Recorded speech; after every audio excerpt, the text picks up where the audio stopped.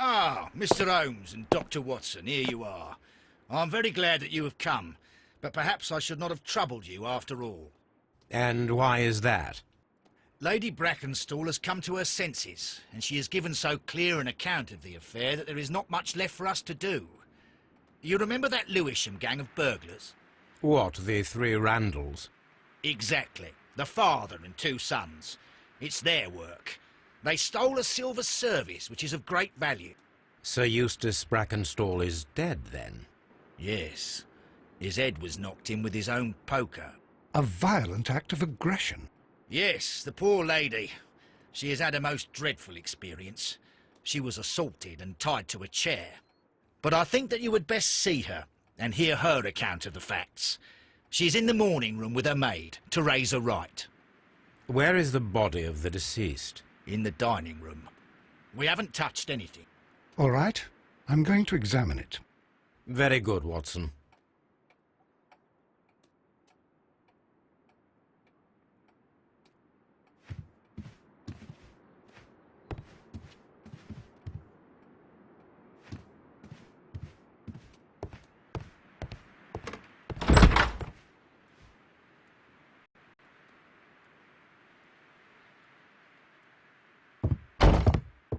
Ladies, allow me to introduce myself. My name is Sherlock Holmes. I'm assisting Inspector Lestrade in this investigation. Mr. Holmes, I am the wife of Sir Eustace Brackenstall. We were married only a year ago. I am sorry for your loss. Please accept my deepest condolences. I suppose that it is no use my attempting to conceal that our marriage has not been a happy one. I fear that all would tell you that, even if I were to attempt to deny it. Can you describe to me the events of yesterday evening? Is it really necessary? I have already told Inspector Lestrade all that happened. Yes, madam, it is. I will tell you then. Sir Eustace retired about 10:30. I sat in this room until after 11, absorbed in a book. Before I went upstairs, I entered the dining room to fetch a candle and... oh God. Please, go on. As I approached the French window, I found myself face to face with an elderly, broad-shouldered man who had just stepped into the room. Close behind the first man, I saw two others. One of them struck me a savage blow with his fist and felled me unconscious to the ground. And then? When I came to myself, I found that they had secured me tightly to a dining room chair. It was at that instant my unfortunate husband entered the room. He fought with the intruders? Yes, I think he had heard them, for he was holding his stick. But they were three, and he eventually succumbed. One of them, the elder one, struck him a terrible blow with the poker. I fainted once more. When I opened my eyes, they had withdrawn. Then my brave Teresa came to my assistance. Did these three villains steal anything? Yes, I found that they had taken the silver from the sideboard, but you can see for yourself in the dining room.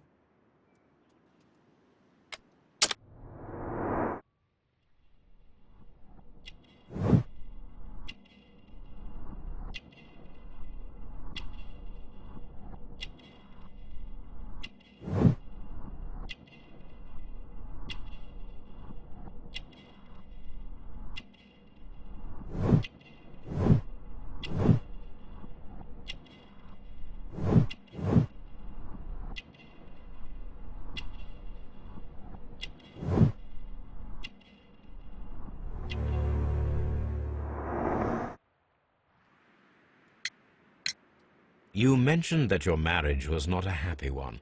Was there anything specific that was troubling you? He was not a nice man when he was drunk, and he suffered from dark moods, but nothing else.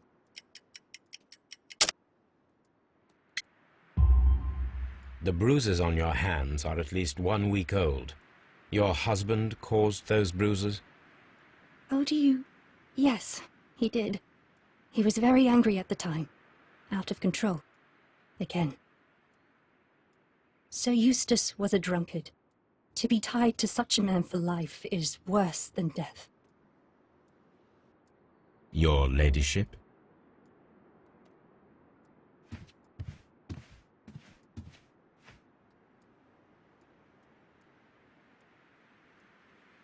Teresa, I would like to hear your testimony. Certainly, sir. As I sat by my bedroom window, I saw 3 men in the moonlight down by the lodge gate. But I thought nothing of it at the time. Oh, if I'd known. And then? I went to bed, and it was more than an hour after that I heard my mistress scream. And down I ran, to find her tied to the chair and him on the floor with his head smashed. That's all I know.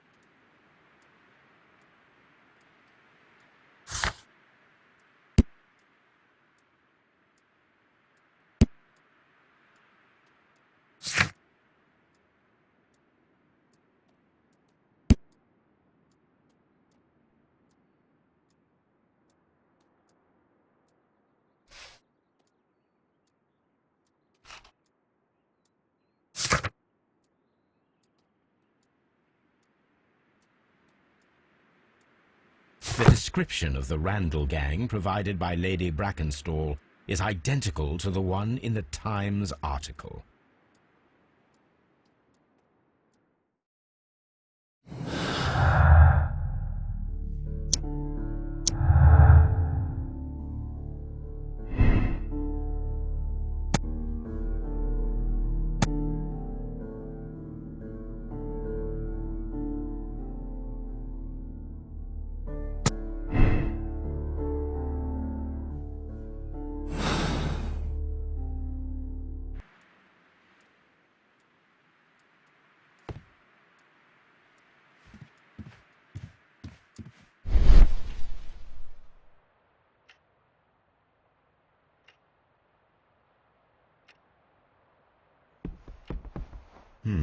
These scratches are most definitely made by the picture frame.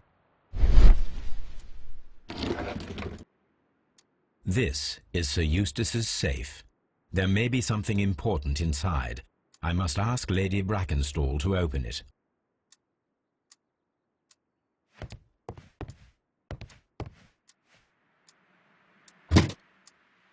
This photograph of Lady Brackenstall and her maid Teresa was taken at a port. But which one?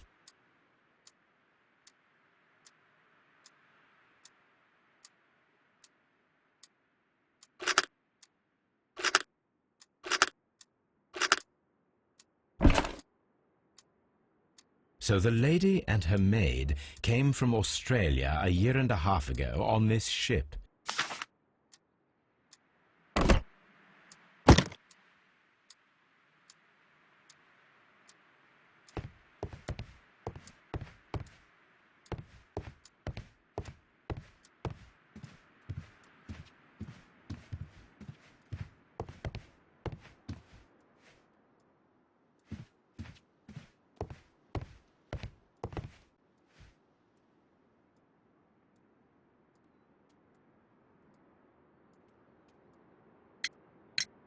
Lady Brackenstall, could you open this wall safe?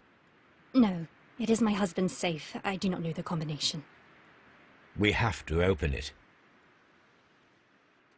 Your ladyship?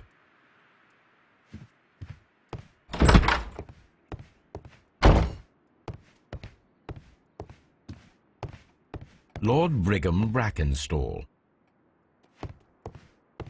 Sir Warthen Brackenstall.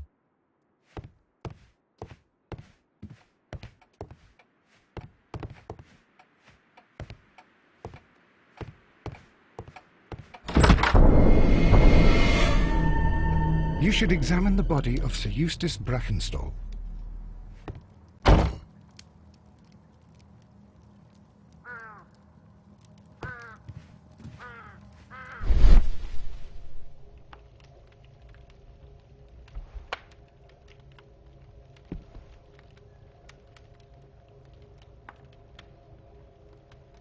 It appears that the bell rope was cut by someone taller than me. A fur trader's cabin.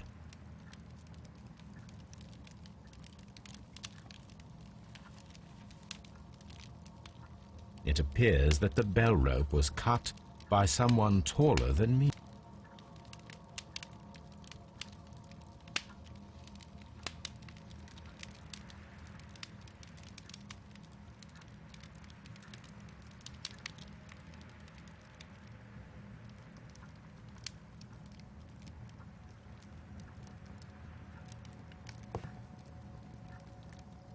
So, Watson, what have you learned from examining Sir Eustace's body?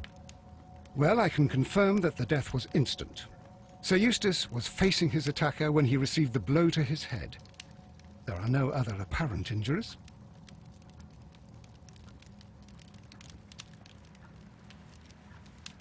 The head was cracked with the force of the blow.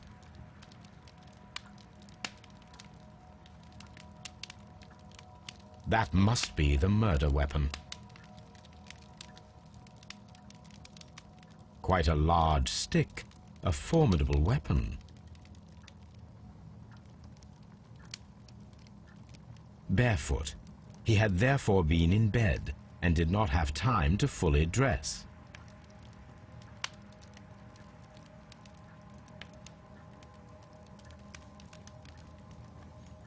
It is covered in blood. Sir Eustace might have struck his head upon it while falling from the blow. That is one possible explanation.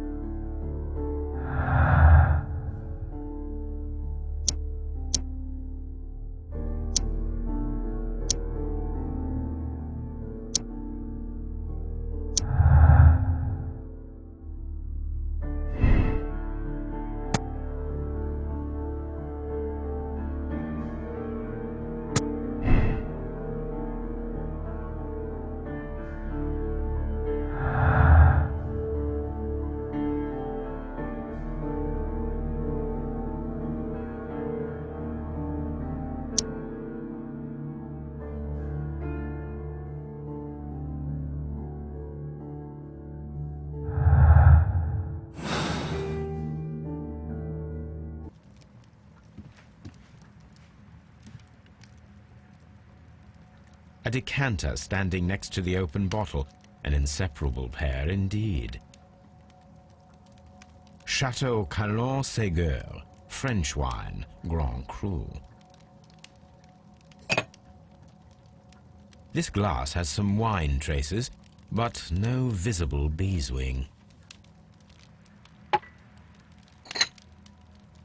There is beeswing at the bottom, as if the wine had not been decanted before being poured.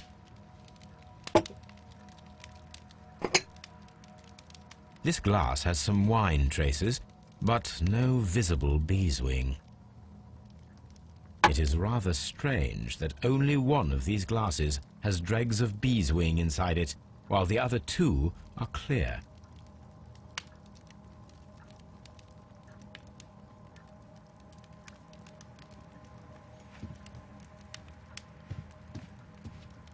A deer hunt.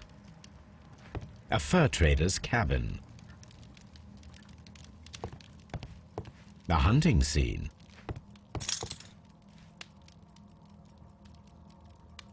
This candlestick is valuable. It is interesting that it was not also stolen. An empty silverware box. It appears that the intruders have stolen the contents.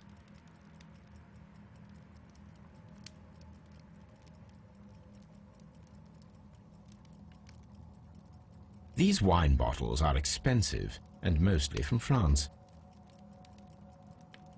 These wine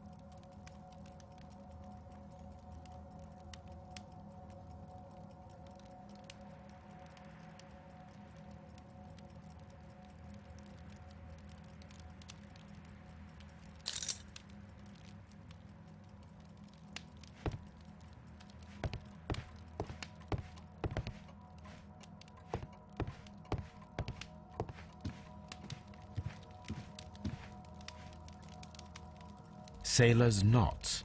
That's interesting. This rope was handled by the murderers. We need a scent hound to follow their trail.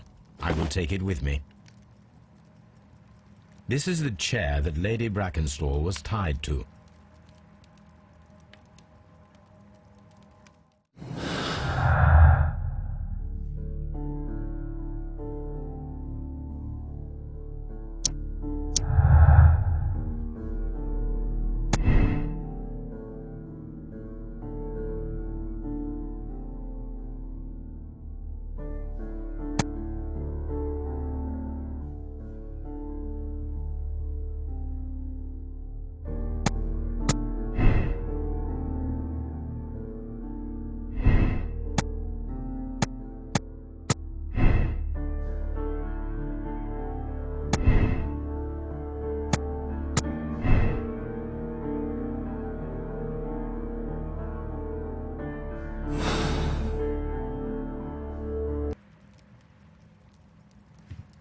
This door leads to the upstairs bedrooms. Apparently the criminals did not venture there.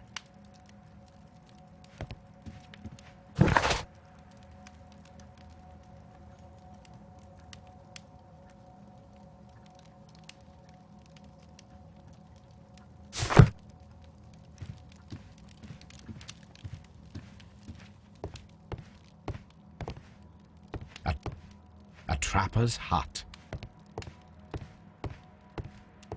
The hunting scene.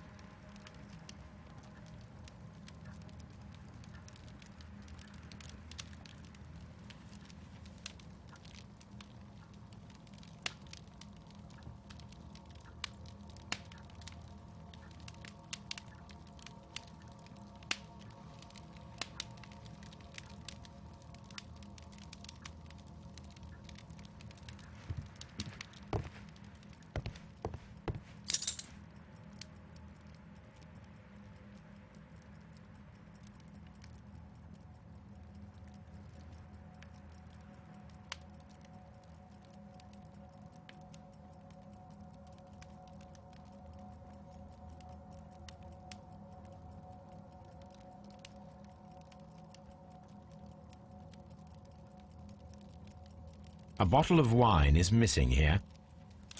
The criminals did not thoroughly ransack the house. They only took a little silverware.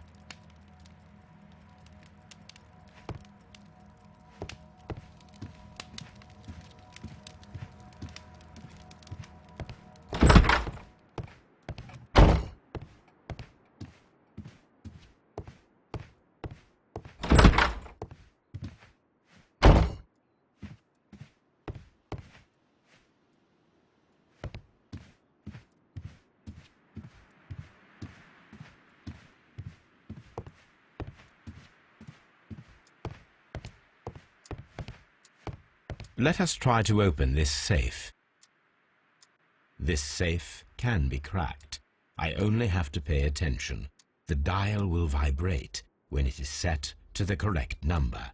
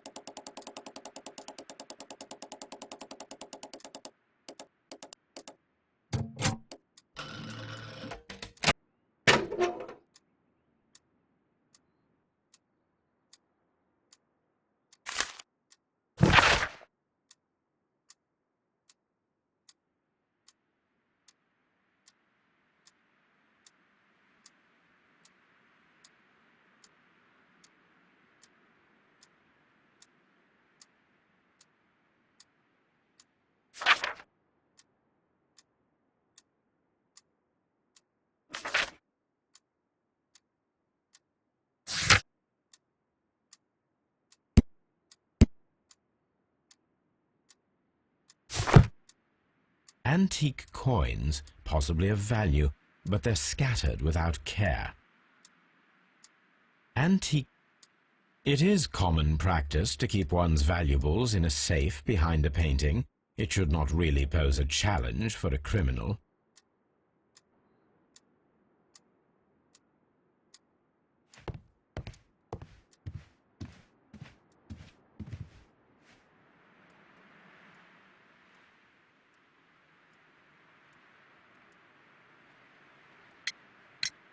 There are 3 glasses on the dining room table. I was wondering if... Oh, I forgot. When I came to myself the first time, each of them had a glass in his hand. They might have been a father and his 2 sons. They talked together in whispers, and then they left.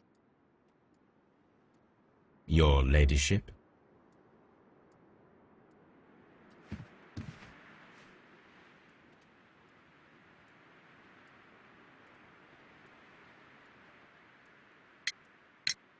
Sir Eustace's doctor speaks of his violent behaviour. Yes, Sir Eustace was an extremely violent man. A detestable human being, to be more precise. It is true that he once threw a decanter at me, and all because I dared to stand up to him in defence of my mistress. Sly devil. God forgive me that I should speak of him so now that he's dead, but a devil he was, if ever one walked the earth. We met him only 18 months ago. She'd only just arrived in London. Yes, it was her first voyage. She'd never been from home before. Wonder with his title and his money and his false London ways.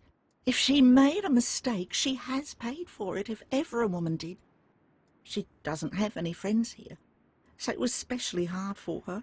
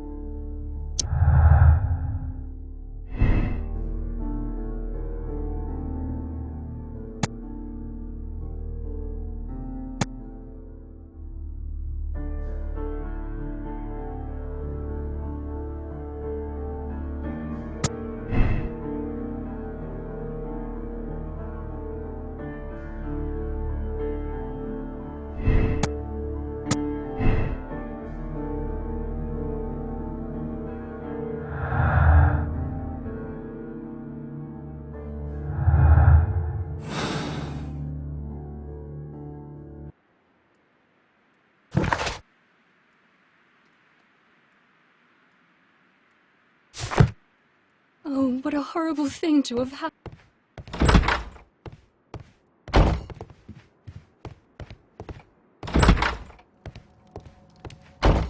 The death was instant.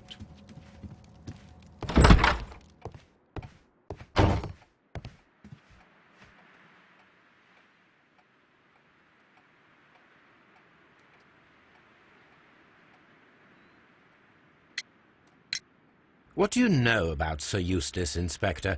What was his reputation? A charming man when sober, but an absolute demon when he was drunk. In such moments he was apparently capable of anything. Why, once he splashed fuel on Lady Brackenstall's dog and set it alight. Another day he threw a decanter of wine at Miss Wright's head. The alcohol seemed to madden him. To the point that we were forced to intervene several times to avoid a scandal.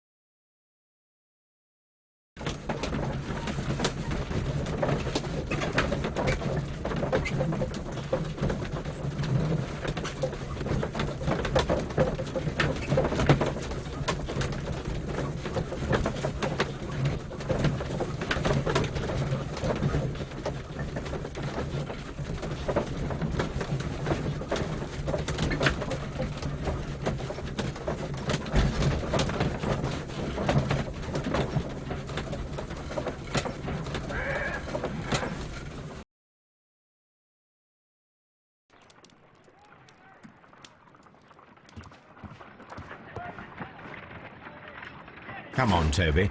We need the best nose in the British Empire on this case. I agree with you, Toby, that Watson's shoe is preferable to Mrs. Hudson's cold cuts.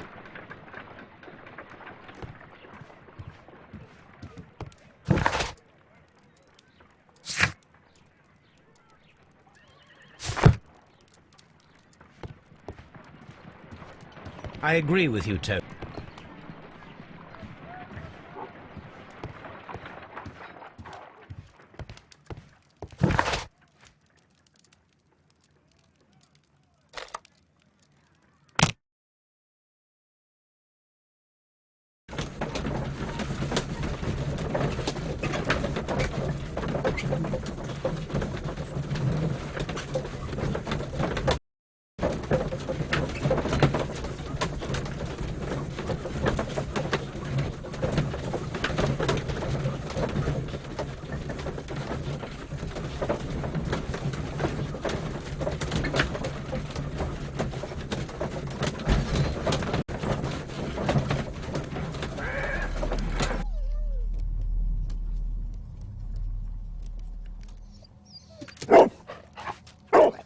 Search, Toby.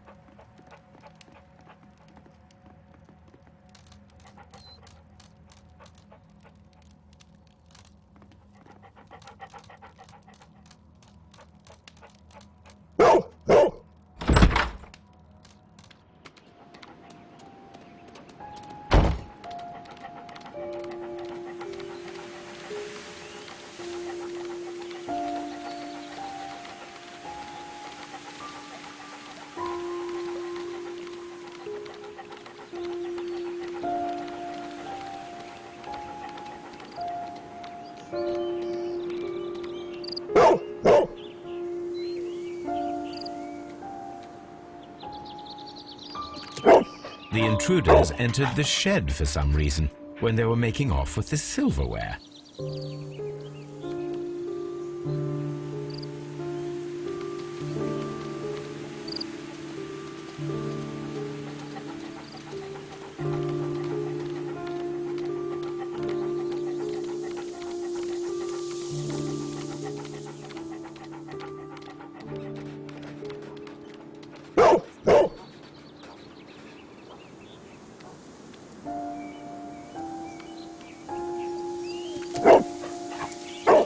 The scent leads to the well. I should check it.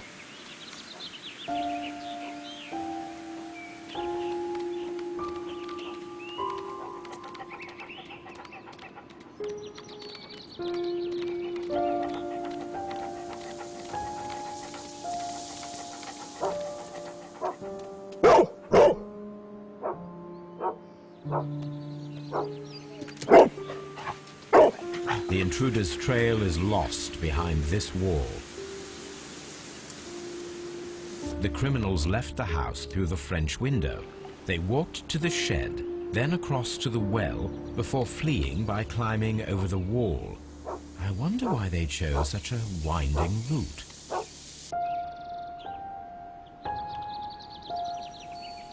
Brave Toby, the best nose in the British Empire.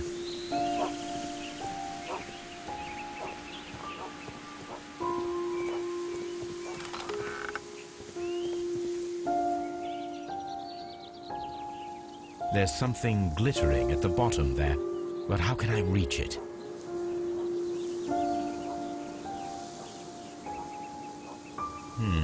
The bucket can be easily removed.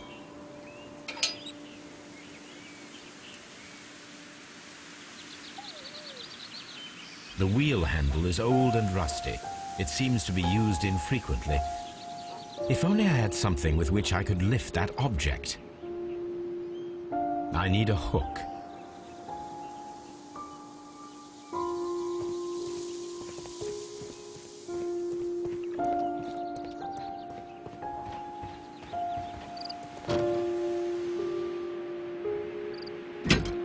This hook might be useful. Bags of seed. Some empty bags were recently moved. Small gardening tools, nothing of great interest. This old suitcase sounds hollow. It must be empty.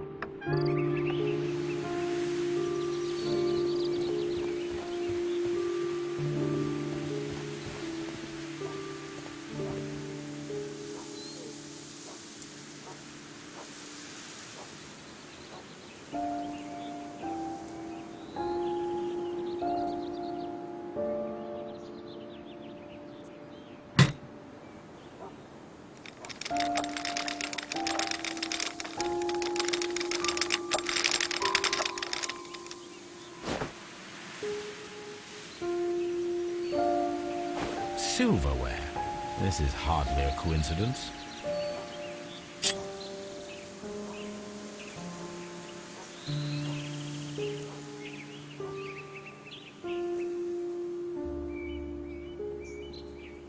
The Brackenstall coat of arms. It appears that we have found the stolen silverware.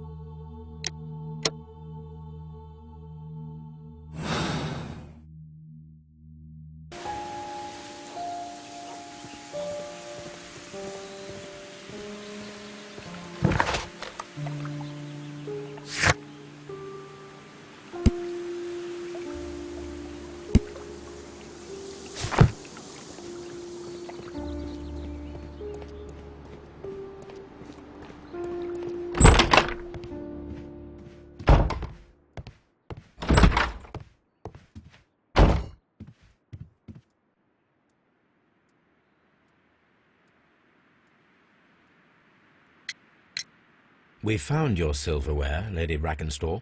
It had not been taken very far. Is that true? I am very thankful to you, Mr. Holmes. Your ladyship?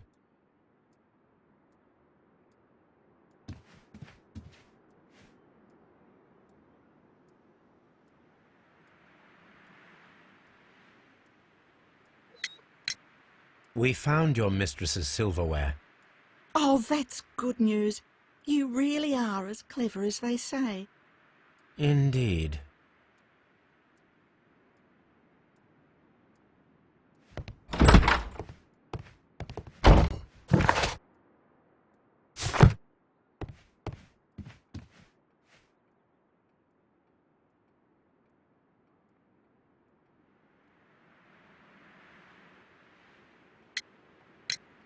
Inspector, I have recovered the stolen silverware. You are a wizard, Mr. Holmes. And where is it? In the garden well. Excuse me? Unique, isn't it? Rather absurd.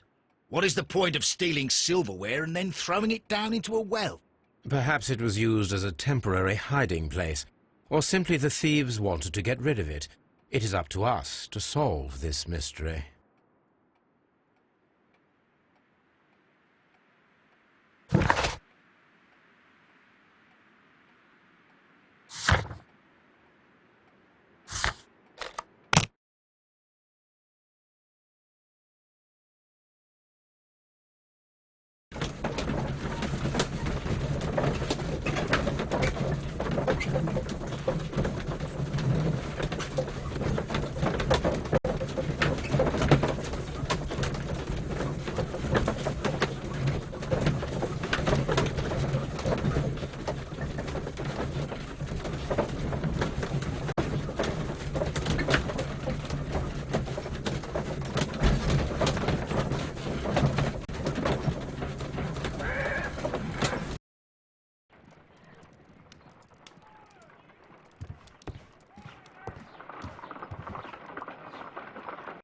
Let us see how the rope was cut.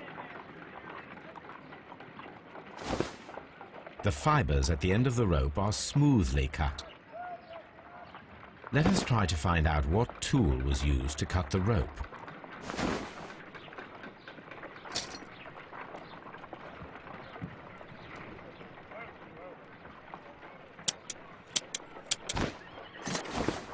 The fibers from this cut appear to be different.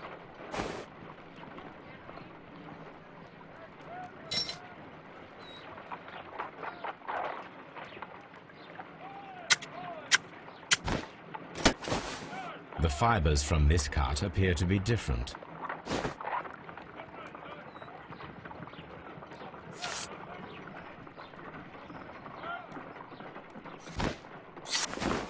If I cut the rope with a knife, it matches the original.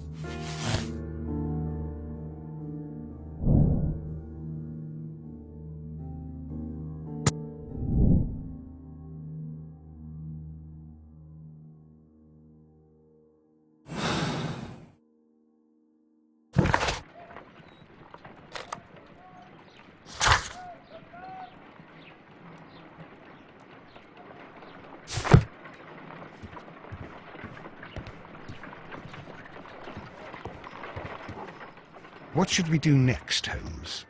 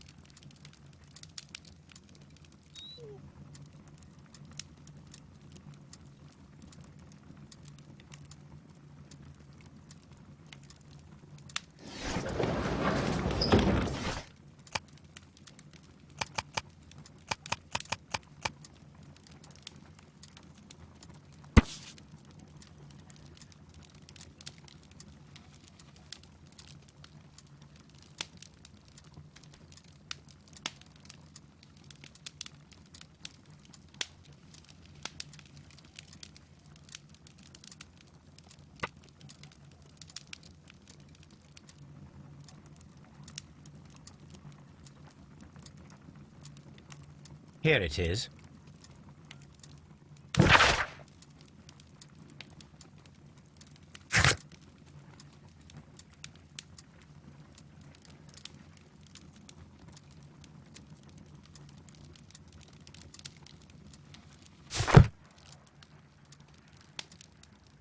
The shipping company, the Adelaide, Southampton, London line, and its address.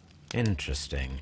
It must be the place where they keep the records, including the one for the crew of the Rock of Gibraltar. I think that if you pretend you're from Scotland Yard, they'll give it to you without any problems. But I have another solution. I'll call in the specialist.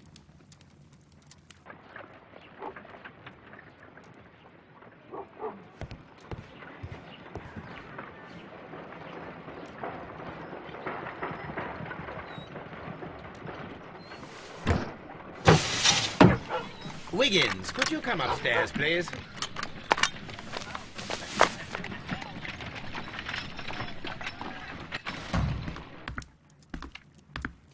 At your service, Mr. Holmes. I need a register, my young friend.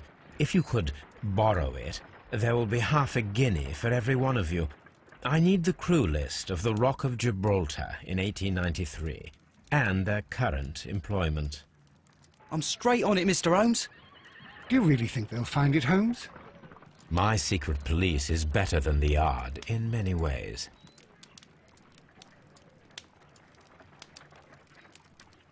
Here it is, Mr. Holmes. But we can't take it back. It's too risky.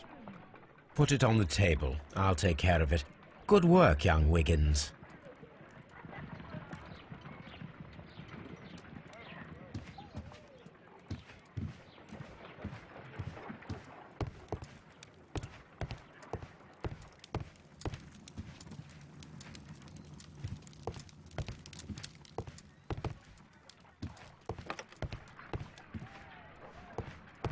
This list shows the senior officers of the Rock of Gibraltar, on which Lady Brackenstall and her maid made their voyage.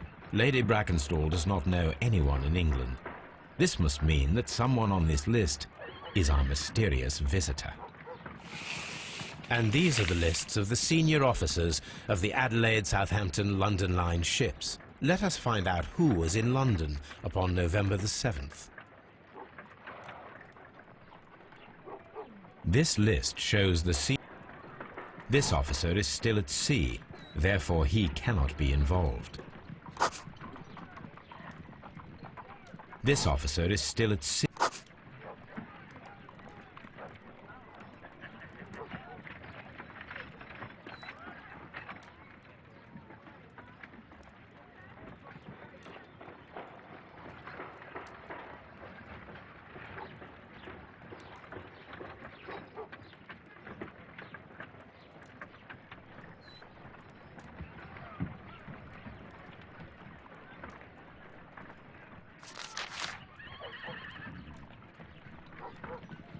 I do not think that this sailor has any connection to the case.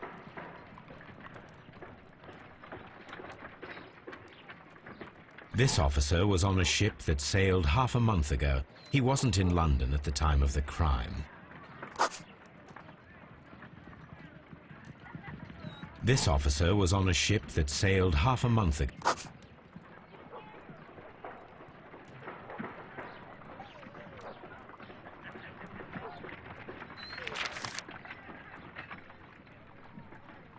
Mr. Jack Crocker was in London upon the date of the crime, and he is due to depart in 2 days.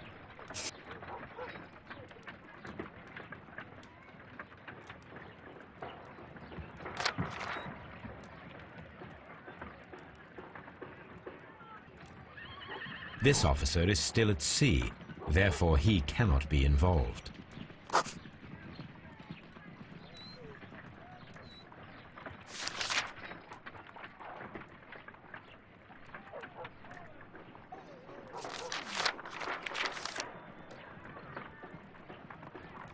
This officer is still at sea, therefore he cannot be involved.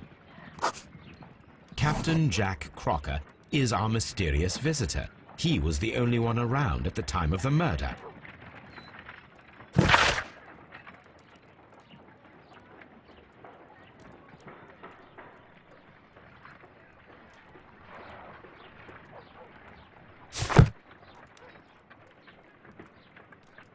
This Crocker, do you think...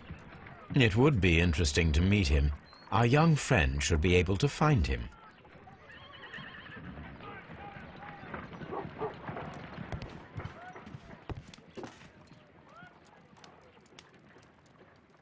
Wiggins, could you find a way to bring this Captain Crocker here to us? Here? Holmes, that could be dangerous. No problem, Mr. Holmes.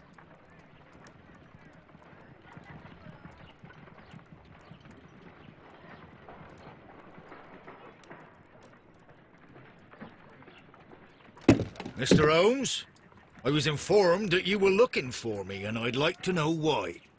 Yes, it is important that we talk. You will soon understand why. You are acquainted with Lady Mary Brackenstall, are you not? Yes, I think I do remember her, from when I was first officer, but I still don't see... It seems your relationship went beyond that of mere passenger and first officer. How dare you? Indeed, how reckless a feeling is love, particularly if one is prepared to commit a murder in its name. Explain yourself this instant. You are aware that the murder made the headlines of the morning press. You read the newspaper report, but to your dismay, found it much fabricated. Once you learned that I wanted to see you, you came straight away. You needed to know what I had found. You... and what do you know? That evening, you were with Lady Brackenstall, despite the danger. I'm not afraid, Mr. Holmes.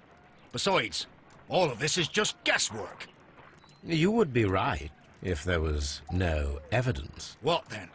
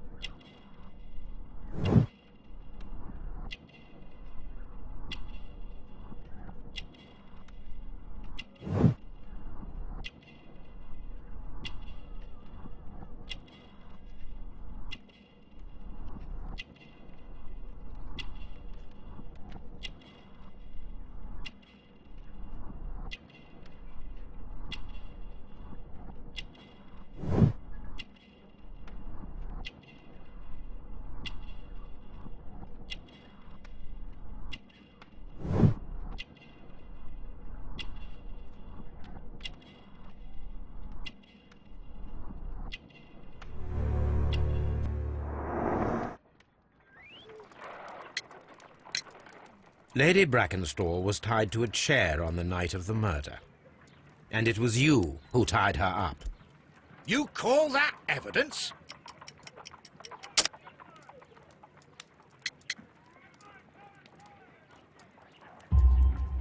Yes, as she was tied with a sailor's knot. Your handiwork. So, it's a sailor who's done it. That proves nothing, Mr. Holmes. I'm not the only sailor in London right now. Your theory is flawed anyway. On the night of the murder, I was aboard the Shark.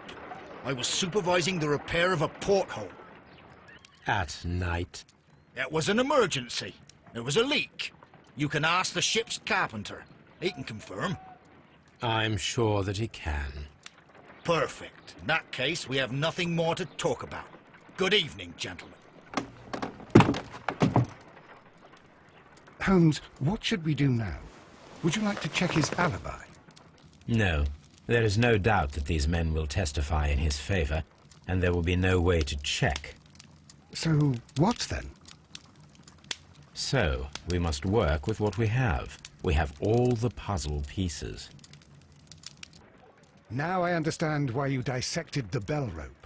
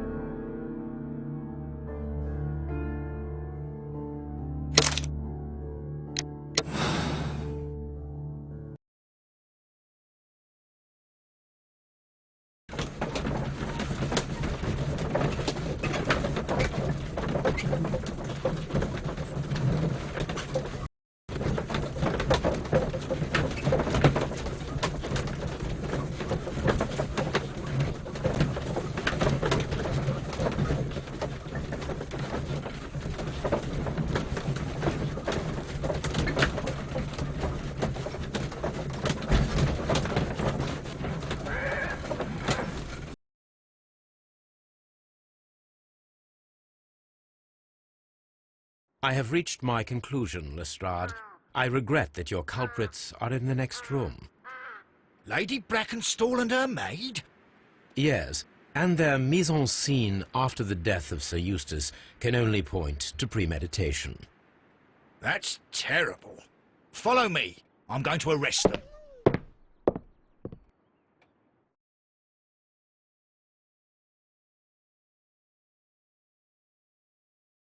Ladies, I must arrest you both for the murder of Sir Eustace.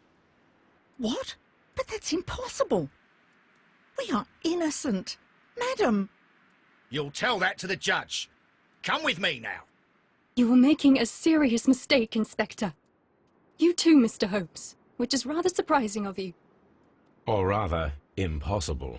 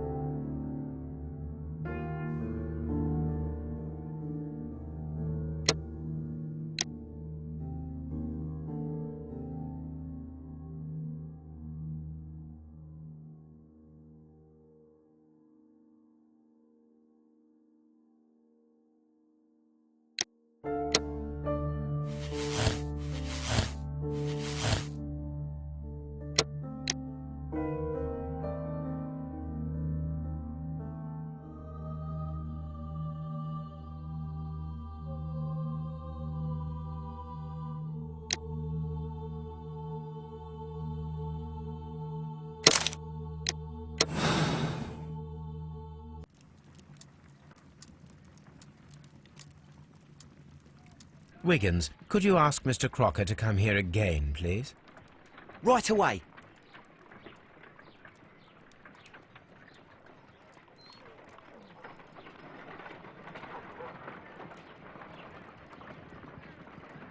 Why did you make me come here again, Mr. Holmes? It is over. I know that it was you who killed Sir Eustace Brackenstall. What? I know, because of the height at which the rope was cut.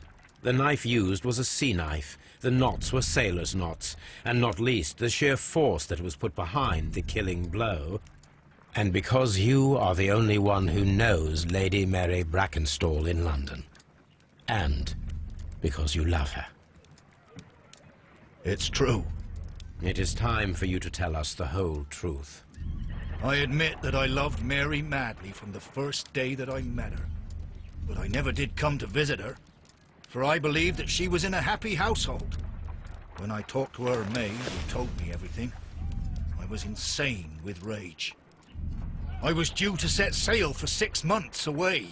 I wanted only to see her again, But it turned into a damnable nightmare when he barged in. He dared raise his hand to her. He was not even worthy of licking her boots. Oh, I regret nothing. I admit I killed the monster out of love for her. She will forgive me if she is able. Lady Brackenstall already forgave you. She said nothing. Mary. But that makes her an accomplice as well as her maid. It places her in danger yet again. Mr. Holmes. You would not have managed to protect her. Till I die, do you hear me? Here is a letter that sets everything clear. And it is the one that should be disclosed to the police. I am the only culprit. Mary had nothing to do with it. Now it is time to end this.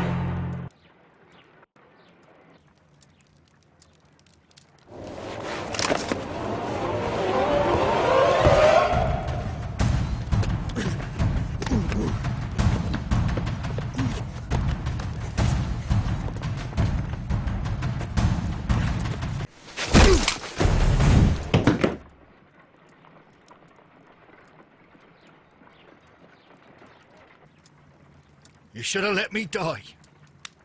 How can I live if Mary suffers? I am sorry, Captain Crocker, but there has been quite enough death in this case.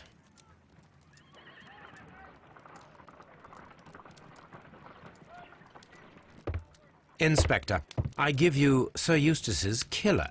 He tried his best to perform his own justice. Well, I'm not surprised. Yes, it was me. I confess. Here is a piece of evidence that can be used in court. Perfect. A case that went smoothly for once.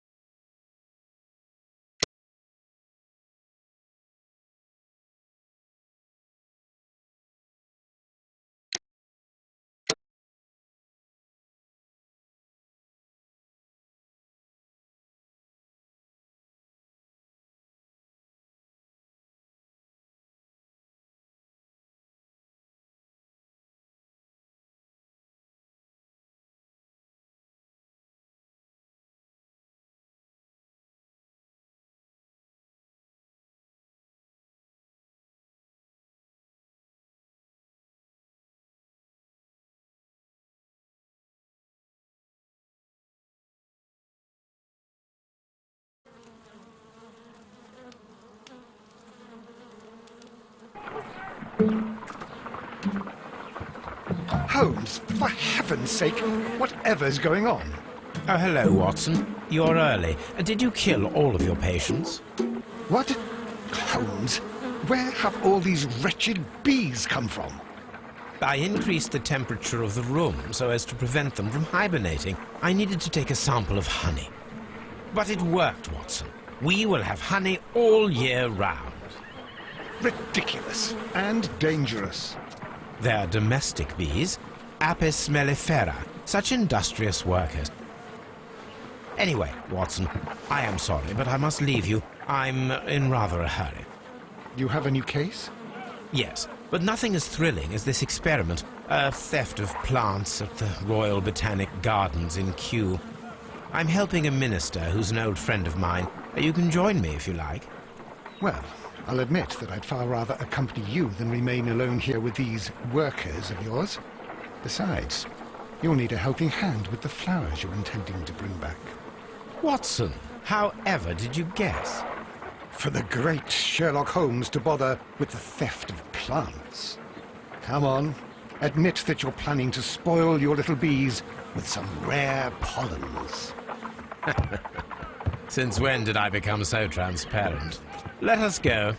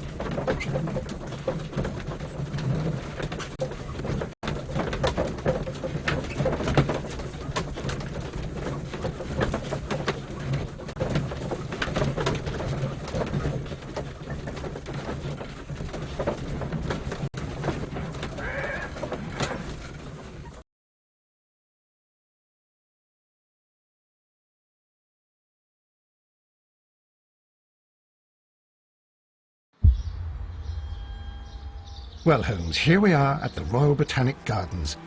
There's no doubt that this place is beautiful. But are you really intent on investigating the theft of the plants? Yes, of course.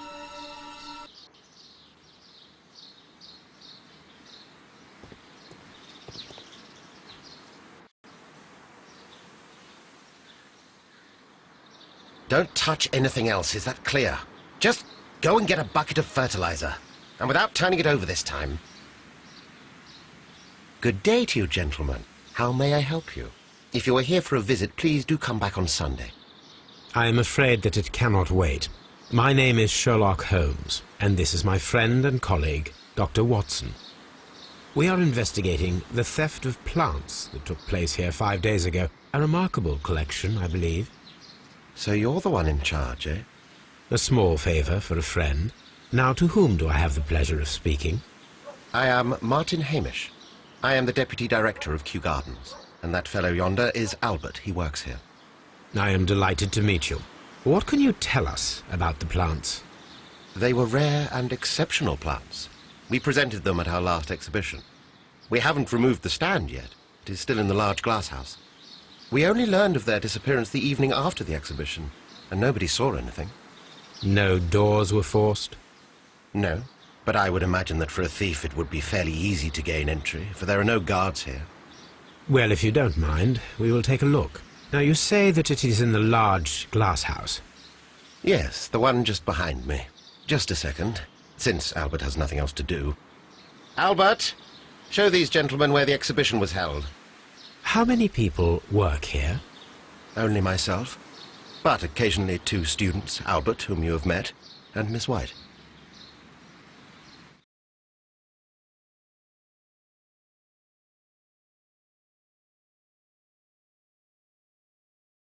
Here it is. This is the place where the stolen plants were exhibited. Thank you. Is there something the matter? Yes, there is. All right, the plants were valuable and rare, but it seems to me that the tragedy that took place here only 2 days ago has been entirely forgotten already. What tragedy are you referring to? The director of Kew Gardens, Mr. Montague Dunn, he died here just 2 days ago.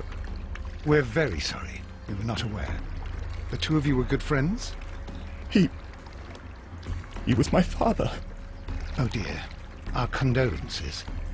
We should not be troubling you. Please do excuse us for the intrusion. You say that he died here, in the large glass house? Holmes? Yes, just here, near the door to the colonial collection. He suffered a heart attack. Just like that. So suddenly. It was terrible. Excuse me, gentlemen, but I cannot remain here. If you need me, I'll be in the reserve. That's the room next to the front of the large greenhouse. Of course, we understand.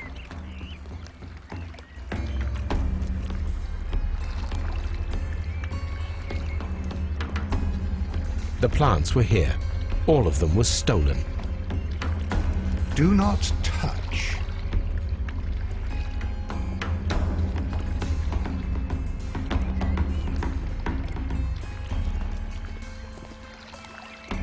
Do not touch.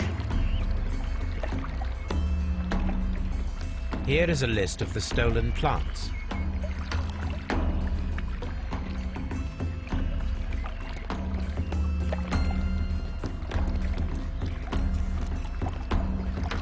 These trees, with their roots in water, must originate from Louisiana. Ah, yes, the bayou. I remember our visit in the case of the Awaken. According to Albert, this is where his father, Montague Dunn, was found dead.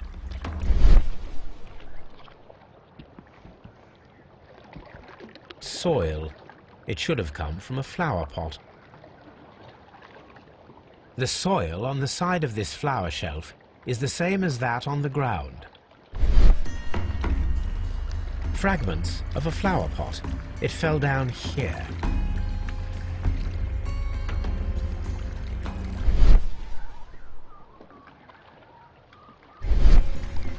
The traces are thinner in some places. These boot marks are fresh. It appears as though someone was dragging their feet. The footprints reveal that someone staggered here.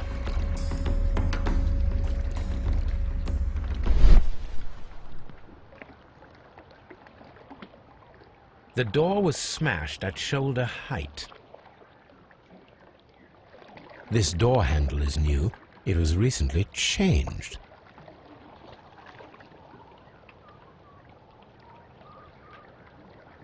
This pot was broken fairly recently.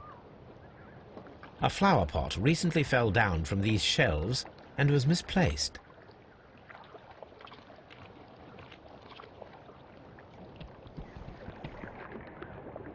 The esconson was breached near the handle. The door was forced from the inside of the Colonial Collection Room. The handle was changed afterwards. I think we need to inspect the Colonial Collection Room.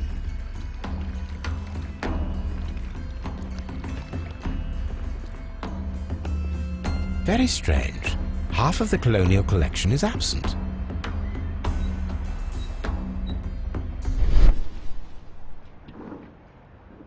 The smell is strong. It is a detergent.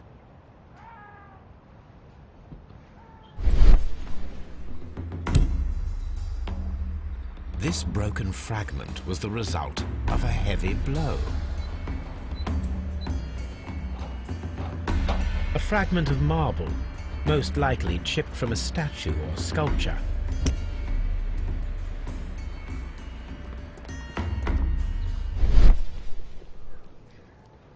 These windows were perfectly cleaned. Part of this greenhouse was emptied and thoroughly cleaned.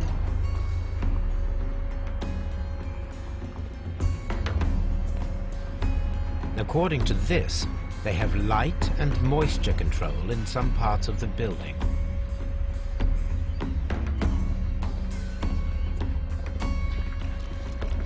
This sign is broken. Something heavy was dropped upon it. Blood. Someone fell violently against this sign, and they were injured in the clash. Most likely a head wound. All the clues around here are quite suspicious. I need my imagination to make sense of it all.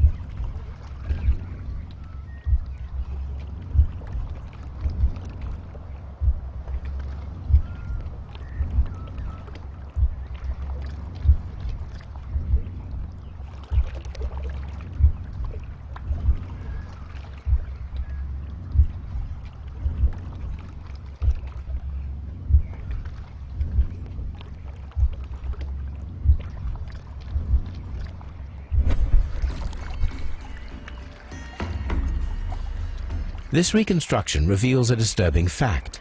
Montague Dunn damaged the door of the Colonial Collection Room. He was in a panic, or the door was locked. Was it an accident, or a murder then, I wonder?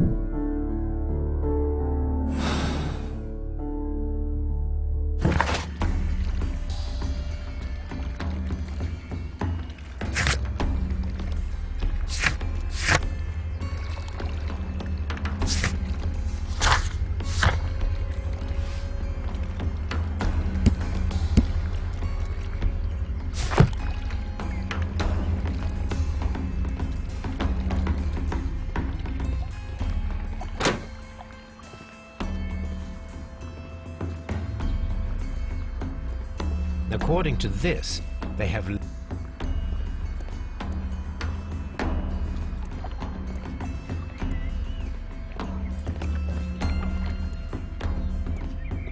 dry tropics.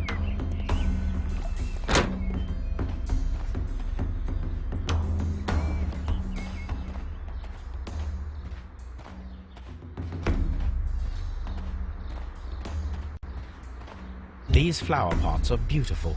They are intended to be used for exhibition purposes.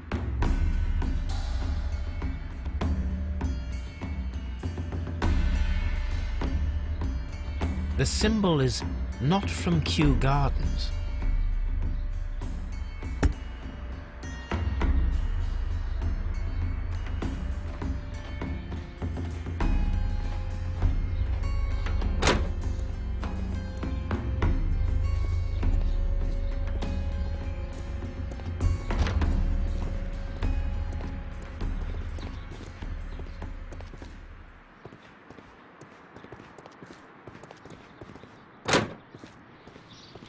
There is a smell of burning.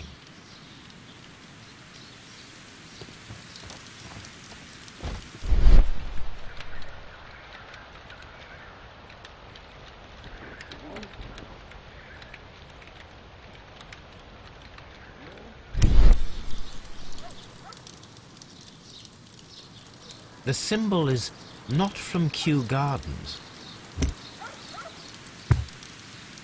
The plants were set alight fairly recently. Some have not completely burned. A protective mask.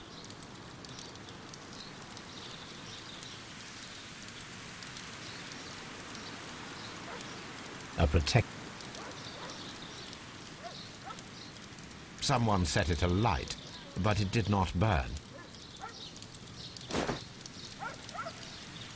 A broom handle was half burned.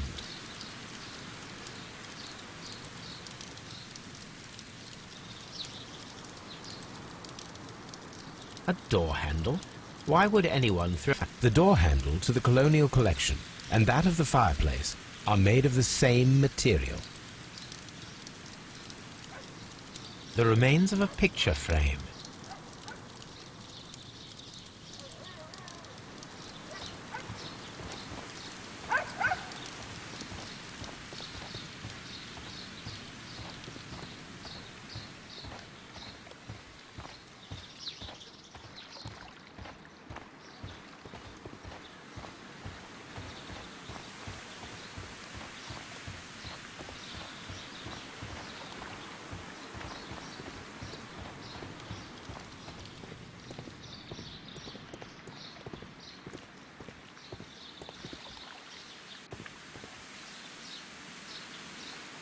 Colonial collection. Dry tropics. Water lily greenhouse. Palm house. Director's office, cloakroom and laboratory. Reserve. Seed house. Ventilation system. Nursery.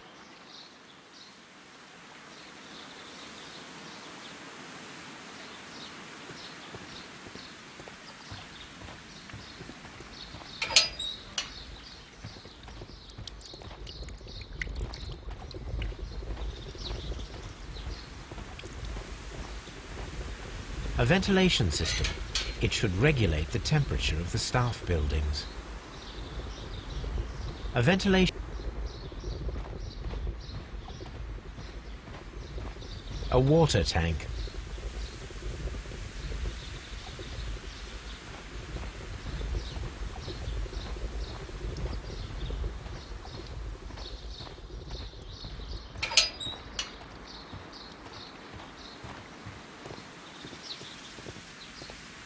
Seed house. Locked.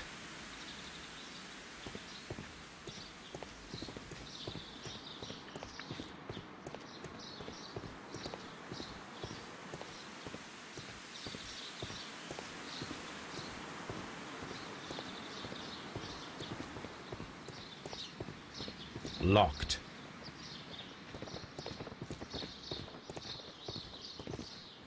Locked.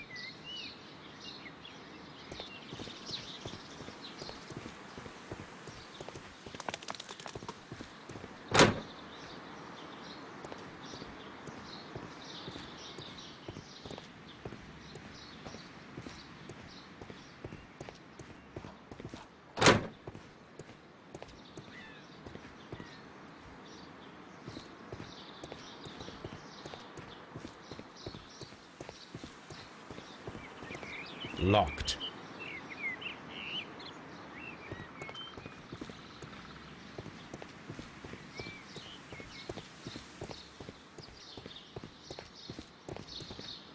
Locked.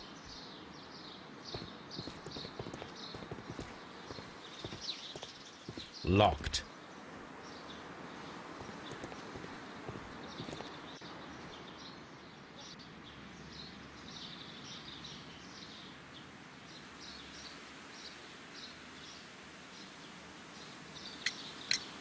Albert told us about the tragic death of Mr. Dunn, the late director of Kew Gardens. Tragic indeed. His heart attack was quite unexpected. Would you unlock the doors for us? Do you expect to find the stolen plants there? I am sorry, but those rooms are private.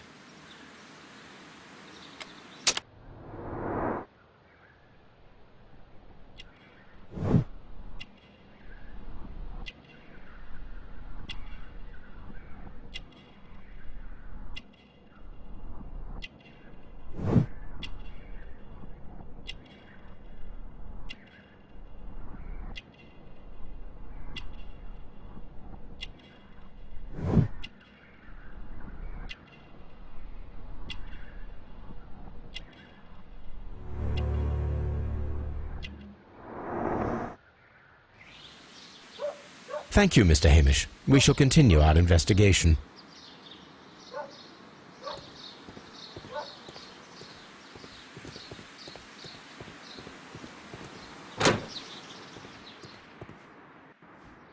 Can I help you, gentlemen?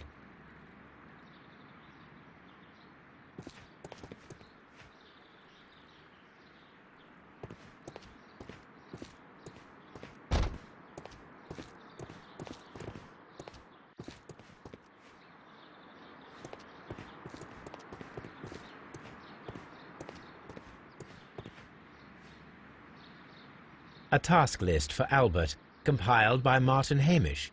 Sweep out the palm house, scrub the toilets, clean the storage shed tools.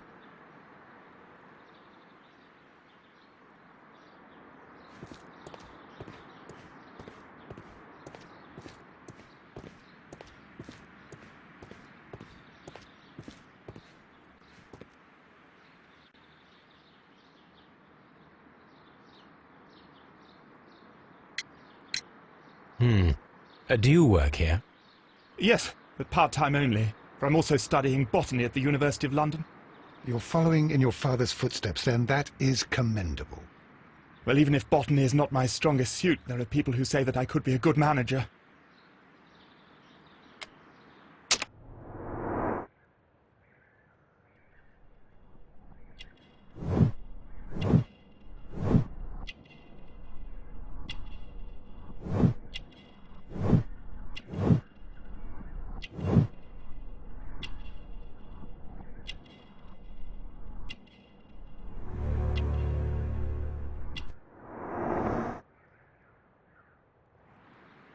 Thank you, young man. We shall see you again soon. Palm house.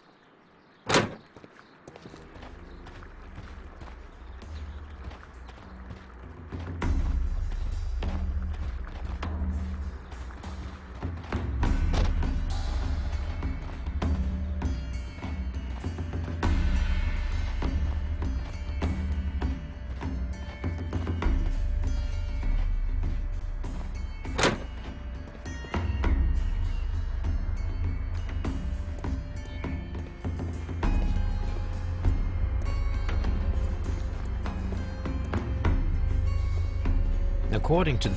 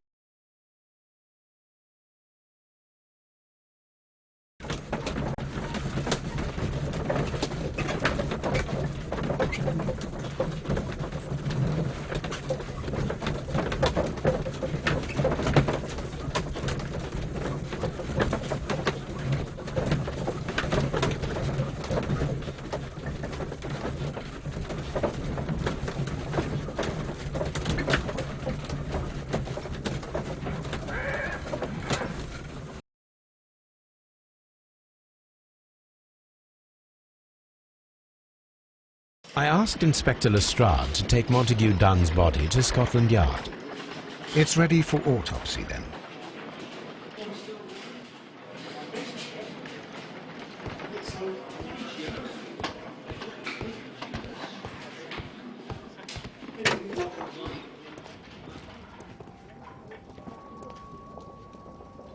This watch is of great value. This watch is a beautiful feather pen of a good make.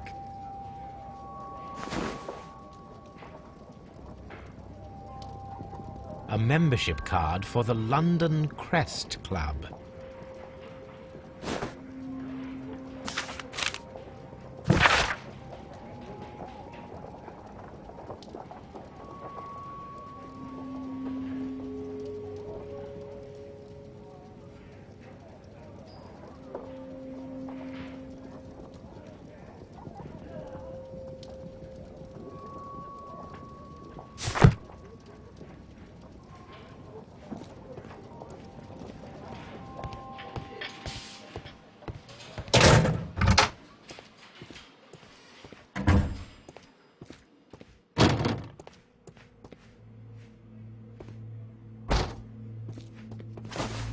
First of all, let us carry out an external examination.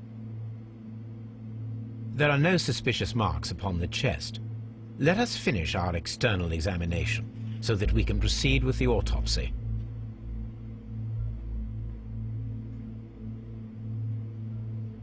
There is an injury to the skull, most probably caused by the fall in the water lily greenhouse. The vessels and the pupil of the eye appear quite normal. The air from the lungs carries a faint floral aroma.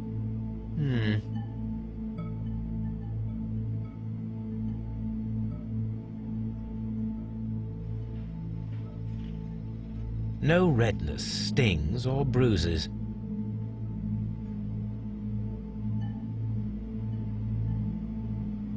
Nothing suspicious here. Now, let us examine the internal organs.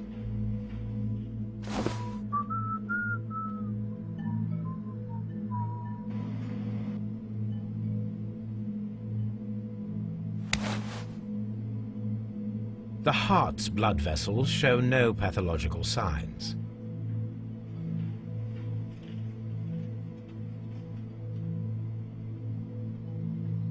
The heart tissue shows no visible pathological signs.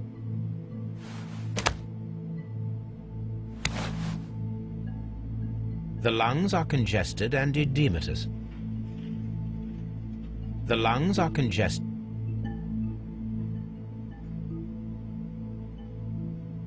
The tissue on the inferior lobe of the right lung is damaged, most probably caused by toxins from an unknown plant.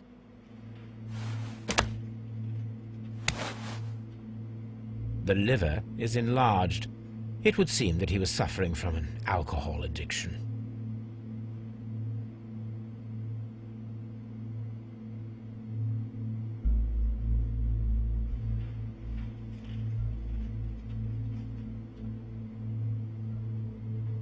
The liver is enlarged. The liver tissue is brown. There are no visible pathological signs.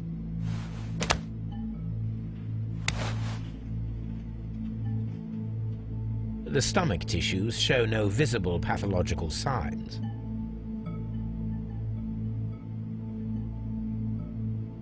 There is a small amount of content. It appears that he breakfasted lightly, only a short while before his death.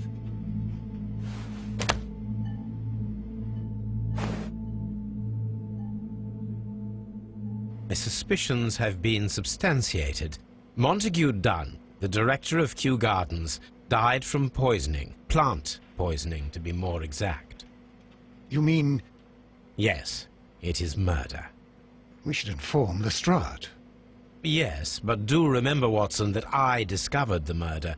The challenge is mine. The challenge, Holmes? We need to locate that deadly plant. Such a perfect murder appeals to me. Murder of any kind appeals to you. Is that all we need to do?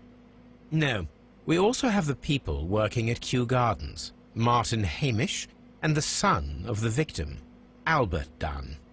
And also Miss White, of whom we spoke with Mr. Hamish. Should we bring them all here for interrogation? No. A few innocuous questions at Kew will suffice, as well as a discreet delve into their personal affairs. Yes, Watson, it is time now to open the doors. Even those in the staff building. I suppose that is necessary. We should also be concerned with the victim himself. After all, we don't know very much about Montague Dunn. You're enjoying this already, aren't you? More than a little.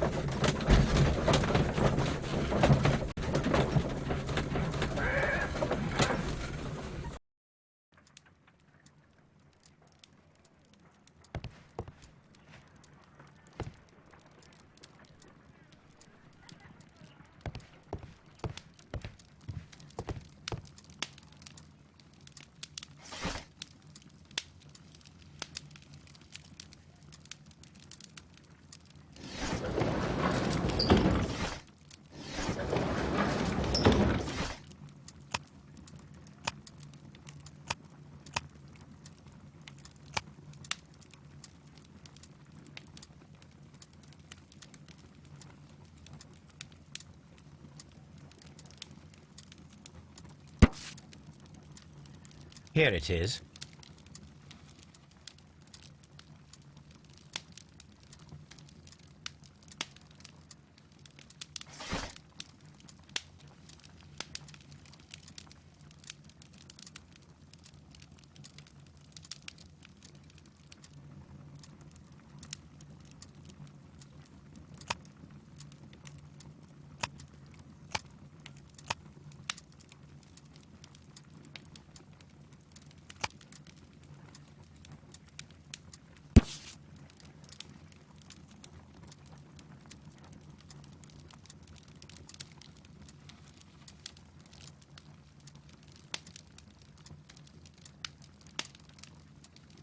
Here it is.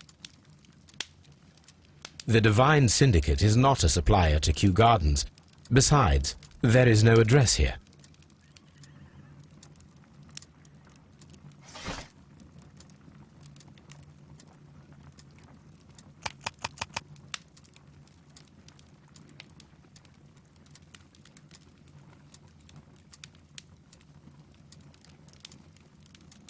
That is not the one I need.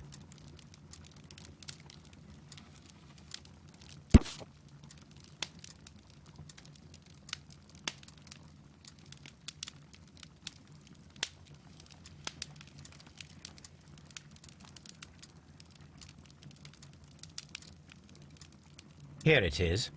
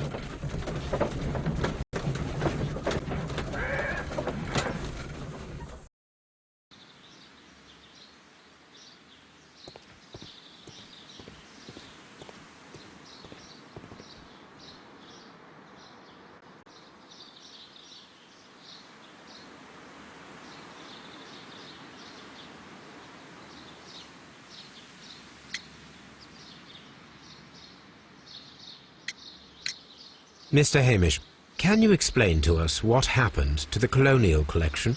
It seems somewhat depleted. But, most likely maintenance work, tidying up. You're not sure, then? But you're the deputy director. Well, I am busy. I cannot be everywhere at once. As deputy director, how was your relationship with Montague Dunn? To be honest with you, Mr. Holmes, it could have been better. You see, every Tuesday he would carry out his inspection of the gardens, but it was solely to make an impression, great pretense that he cared at all. He would give out absurd orders, ignoring anyone else's opinion. He would then disappear for the rest of the week. He was what some might call a man of action. I'd say rather he was overzealous and chaotic. So after all, it was no wonder, perhaps, that he ended up like that, if you take into consideration his kind of lifestyle. You mentioned that Mr. Dunn led a particular lifestyle. Well, it's no secret that he enjoyed, celebrating, shall we say. He was a member of the London Smart Set. He was famous for it. That and... And... he had an eye for the ladies, to put it mildly, Mr. Holmes. What is your opinion of Albert as a student of botany? He's useless. I often tell him so, and I can only give him cleaning tasks. Botany is not his life's work, and his father well knew it. He was furious about it. He was? Oh, yes. He forced his son to work here, and he never missed an opportunity to criticize him publicly. Are you able to elaborate on that? Well, for example, with our last exhibition here, Mr. Dunn had Albert make a presentation speech. But then, while the lad was speaking, Mr. Dunn interrupted him, asking him difficult questions, making him look like a failure. It was with the intention of making a fool of him, Mr. Holmes. That must have been terribly humiliating. Yes, he was crushed, and he had to leave. Everybody was making fun of poor Albert. That is, except for Miss Margaret White, who is such a nice lady and who always takes pity on Albert.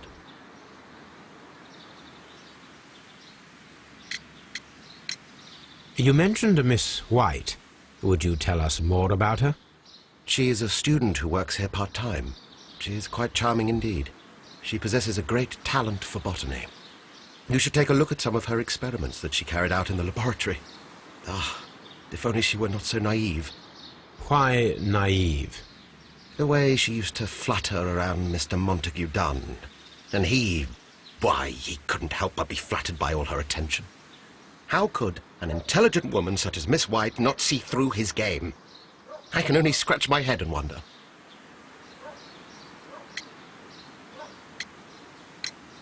Tell me, Mr. Hamish, do you grow the more deadly variety of plant here? You mean insectivorous? Yes, but nothing larger than that. Are you aware of the Divine Syndicate? The Divine what? Is this a joke? No, I am quite serious. What a ridiculous name. Anyway, I have never heard of this syndicate. Mr. Hamish, can you tell us who holds the keys to the locked greenhouses? That would be Albert, Mr. Dunn's son. Yes, Albert keeps all the keys, and one can only imagine why. What do you mean? Well, he was never interested in Kew Gardens before, and now all of a sudden he is trying to act as if he owns the place. I think he wants to take over the management here. He'd do better to leave that to me. He has no experience. No, none at all. Thank you, Mr. Hamish. We shall continue our investigation.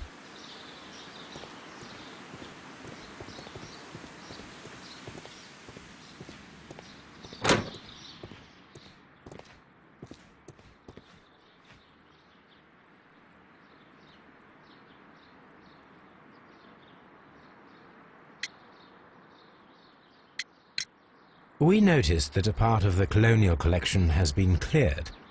Ah. At the moment, I'm just dealing with the storage room. I don't know much about the other rooms. Who is Miss Margaret White? Ah, she is the young lady who studies with me. She visits here sometimes to help out with the greenhouses. In fact, she should be here today. She wanted to work at the seed house. That's the small greenhouse across from the large glass house. I imagine that your relationship with your father may have been a strained one. Yes. I cannot say that he was a kind man, for he never listened to me at all. He forced me to work here. But now, after his death, I've been pondering it over. Perhaps he wasn't so wrong about me after all. I have to follow his path, and I have to manage Kew Gardens. And I can do it. I can be as good as any other who works here. Would you please tell us about Martin Hamish, the deputy director? Well, I have to tell you that Mr. Hamish is not and has never been the deputy director of Kew Gardens. My father would not have tolerated it. Indeed? Well, that is most interesting. He told us that he was. Yes, because he believes that the management should be passed down to him now that my father is dead. But in actual fact, Mr. Hamish only has the honour of being the garden's longest-serving employee. In fact, if we are to think logically at all, it should be me who takes over the management of Kew Gardens. Do you not have a good relationship with Mr. Hamish? I suppose so. But we have very little in common. Mr. Hamish loves his plants and Kew Gardens, and I cannot say that I share his passion. I see. And how was his relationship with your father? Oh, he hated us. He would be furious whenever my father boasted of Kew Gardens in the newspapers or at conferences. He was convinced that my father was stealing all of the credit for himself. But my father treated Mr. Hamish in the same way as he treated anyone, dismissively, with indifference. Tell me, have you ever heard of the Divine Syndicate? No, I cannot say that I have. Do you hold the keys to all of these locked doors? Yes, you can have them. But I cannot give you the keys to the cloakroom. The employees' effects are private.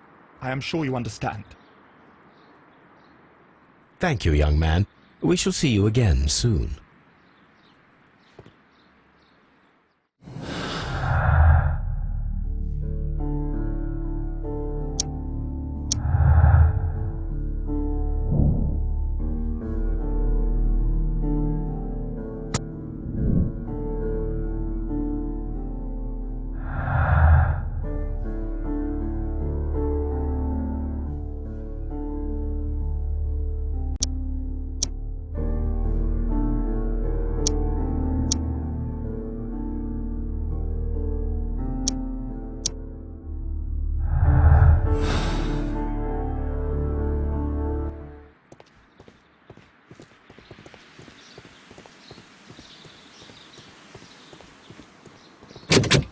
Locked.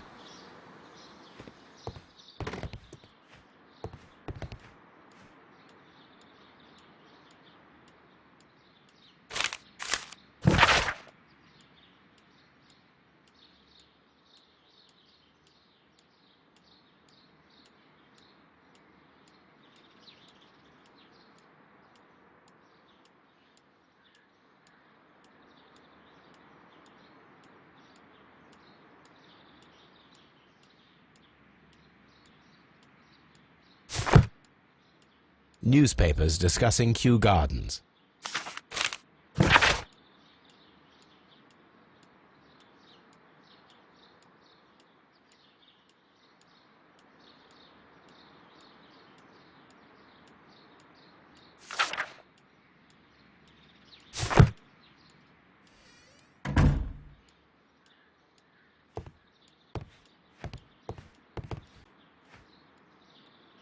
Champagne.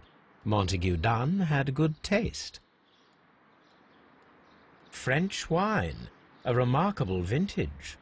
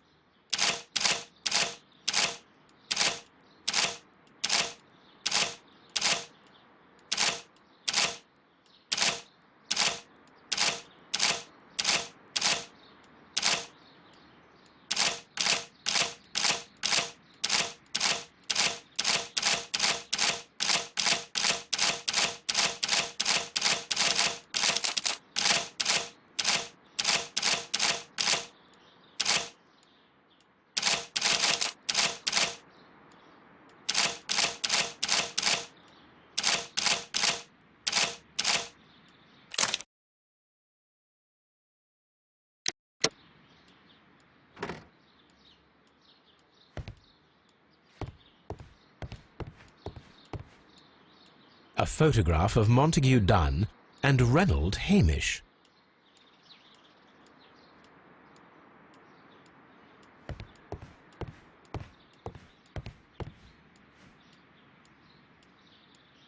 A